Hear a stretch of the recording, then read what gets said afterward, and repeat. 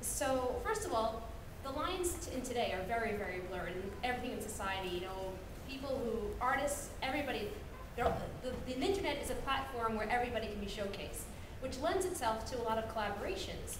And Imbal and I, when we created our comic, originally we had one comic about one cause that Imbal had gotten grant money from ROI, one of the programs that I mentioned, to promote one woman's success story and how she got her get after many years of struggling.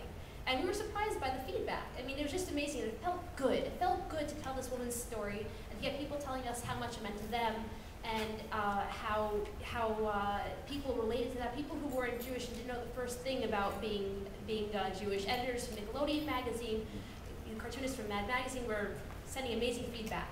And what we saw there was a way, to collaborate and showcase really important causes. And you know, one thing I like to say about today's society is that you know, people talk about a superhero, that they're faster than a speeding bullet, more powerful than a locomotive, able to leap tall buildings in a single bound. Well, you know, with the click of a button, that's kind of faster than a speeding bullet. And with the airplanes and the technology that we have, that's kind of more powerful than a locomotive. And you're able to leap tall buildings with a single bound and can affect millions of people in utilizing the right material.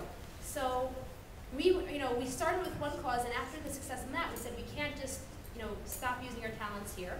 And within a month, we got our next grant to tell 2 new stories, including the one that you just saw, which is more environmentally and universally friendly. And we have our first client, and we have more comics coming up about social divides in education specifically, to show how, from stories from the Talmud until today, how people have been neglected or disrespected because people judge them on their financial capability rather than what's inside. So it feels good in today's world where we mentioned that there's a lot of amoral art going out there, and if you look on the television, there's so much stuff out there that I certainly wouldn't want. Today I don't want to see. I'm always going to be a little kid, but today it's still not kosher for me. So in today's world, we're kind of creating a niche of these stories that can hopefully put some people on the path of the right direction, making society a little bit more happier, inspired again. That's what I have to say about that. Last word, more like, before I